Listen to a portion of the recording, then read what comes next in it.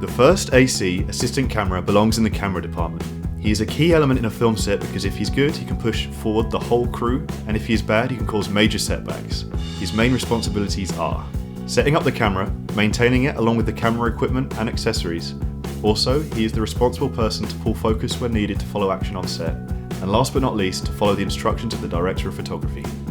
But a first AC is nothing without his trusted toolkit. He can always be spotted in the set holding one big bag full of gadgets, tapes, filters, cables, tools, and other accessories. In this video, we will show you what he uses and how he uses it to do his job. So let's get to it.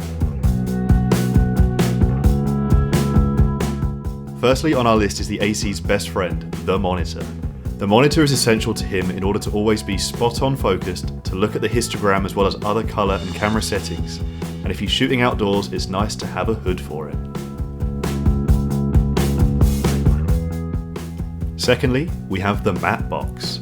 The matte box is the piece of equipment that goes in front of the camera, and its primary functions are to control the unwanted light that comes into the camera, and the other one is to hold filters. Neutral density, polarizing, or others. He has to keep an eye out on what the director of photography wants to use, and then he sticks a little piece of tape on the matte box in order to know what filter is inserted. Next on the list is the most important piece of equipment for the AC. With the follow focus, he is pulling focus in order to follow the action on set, and he achieves that by going from one mark to another that he has already marked by counting the distance of the subject. And this takes us to the next item too. Which of course is the trusted tape measure that he counts the distance between the camera sensor and the actors. Now let's not forget about the most iconic tool in all of film history. The slate is a tool that the first AC brings on set but never uses it. It's the second AC's job, or sometimes the assistant director's. The slate is the tool that helps in post-production. It helps on syncing the sound and the image. Moreover, he can see information like who is the director of photography, and also if that shot was filmed in day or at night. Our next tool is the multi-tool.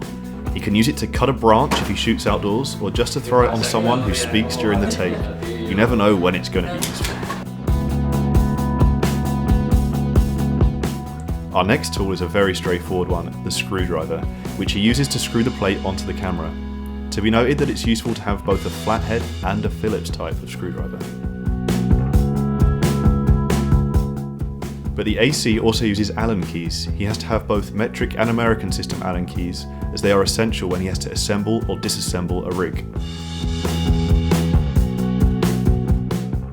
When shooting in the dark, he cannot see, obviously, so it's very helpful to have a small torch just to see what buttons he is pressing on the camera.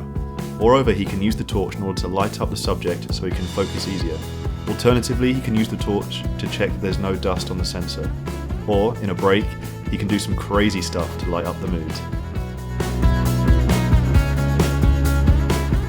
In a film crew, everyone has to be as tidy as possible. The AC uses cable ties and Velcro in order to secure any cables nice and tight. Speaking of cables, it's necessary to have HDMI or SDI cables if he is shooting with a more professional camera. He uses these cables to connect a monitor with the camera. And then we have the tool that gets consumed the most. No one can ever have enough of it, and of course, it's the tape. The AC marks the actors in various ways, and he always uses a colour per actor in order to avoid confusion. Another role of the tape is to label batteries, filters and memory cards. Quick tip, he always twists and tears to save time on set when he wants to tear a new piece or just wants to remove it from the floor. Behind his ear, or just in his pocket, an AC has his trusty marker so he can mark the focus positions for the action on set, as well as to mark the filters that go on the matte box. It's also strongly suggested to have more than one because they can get lost very easily. Why would he need a notebook and a pen, I hear you ask? A smart AC carries a notebook and a pen to keep track of camera settings, as well as getting the numbers of any lovely ladies. This is definitely an essential kit for any kind of shooting. It cleaning kit usually includes a rocket blower to remove any dust off the lenses of the camera, and if the dust is too much, he'll use a brush, a spray for the lens and a wipe to clean it off, and a lens pen to remove smudges from the lens. We showed the basic tools in this video, but there can be many more, and that's up to the first AC and the conditions of each shooting.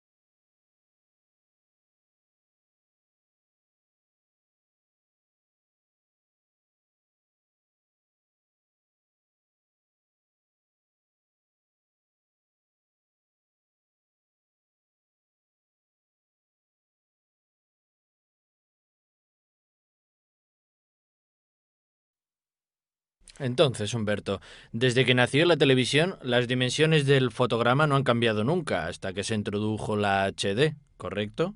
Exacto, correctísimo. Han cambiado los sistemas de grabación, se ha mejorado la calidad de la imagen. Aún así, el formato de nuestro fotograma, el tamaño, se ha quedado siempre el mismo. 4/3, la relación de altura y ancho. Con la llegada de la alta definición, en cambio, se ha pasado a una imagen diferente de formato 16/9, o sea, de una imagen casi cuadrada a una más rectangular. Hay que decir también para el formato estándar llamado SD, en contraposición a la alta definición llamada HD, ya se había experimentado con un formato 16/9. De todas formas es algo de estos últimos años y no es un formato nativo, porque el fotograma de alta definición nace ya en formato 16/9. De todas formas, hay otra cosa que me interesa mucho en lo que respecta a la Ah, HD. Ves que soy un mucho, te apasionado. apasiona mucho, veo. Dando una vuelta por los centros donde venden Mm, electrodomésticos, he notado que hay lectores de DVD con la indicación sí, progresivo, como también hay televisores LCD. absolutamente. ¿Qué significa progresivo? Entonces, digamos que progresivo es un concepto que nace de forma paralela a la alta definición y del que se habla sobre todo con la llegada del cine digital. Tenemos, sin embargo, que dar un paso atrás y hablar del sistema televisivo clásico. Te diría que te sentaras, Vale. pero tenemos que quedarnos de Eh, pie, así que ponte cómodo como yo. Entonces, el sistema televisivo clásico funciona con 720 columnas y 625 líneas. En realidad, estas 625 líneas de las que ya te he hablado no están todas activas, por lo que no están todas visibles. Las otras contienen información relativa a la visualización de la imagen. Ahora, para transmitir 25 fotogramas por segundo, como requiere el sistema PAL, o 30, que requiere el sistema NTSC, ujú. se hubiera verificado con la tecnología disponible en los años 50 y 60, cuando de hecho nacieron estos sistemas, se hubiera verificado el fastidioso efecto del parpadeo de la imagen. Sí. Así pues, se elaboró una solución. No se transmitía un fotograma entero, sino una semi-imagen, por lo que la imagen se dividía por la mitad. Para permitir, sin embargo, una visión correcta, esta división no se efectuó en sentido horizontal y vertical de manera exacta, sino que se alternaron las líneas pares con las líneas impares. Entonces, esta semi-imagen que en realidad se transmitía se alternaba muy rápidamente con la semi-imagen complementaria. Mm. Y esto permitía a nuestro ojo visualizar una imagen regular como si se transmitiese a través del fotograma completo, mientras que en realidad solo se transmitía media imagen. Este sistema es el llamado sistema de entrelazado, del que seguramente Ah, hayas oído hablar sí, y que sí, probablemente nadie te haya explicado nunca. exacto. Exacto, este sistema entrelazado era seguramente necesario en la época en la que nacieron estos sistemas con tecnología limitada. De todos modos, con la llegada del cine digital y con la necesidad de obtener una perfecta compatibilidad con el cine propiamente dicho, y así obtener fotogramas completos, la tecnología del entrelazado se sustituyó por la tecnología progresiva, acerca de la cual has oído hablar. Muchos directores han empezado a rodar en digital, también directores consolidados como Lars von Trier, Thomas Vinterberg, los hermanos Dardenne y no solo. Bien, estas necesidades de compatibilidad han permitido la difusión, de hecho, del sistema de transmisión progresivo para las imágenes digitales. ¿Te queda más claro ahora? He entendido el entrelazado, pero el Ujú. progresivo Ahora todavía te lo sí. explico con detalle. Sí. Prácticamente la gran revolución del progresivo es que no se transmiten ya las semi-imágenes con líneas alternas, sino que se transmite un fotograma completo.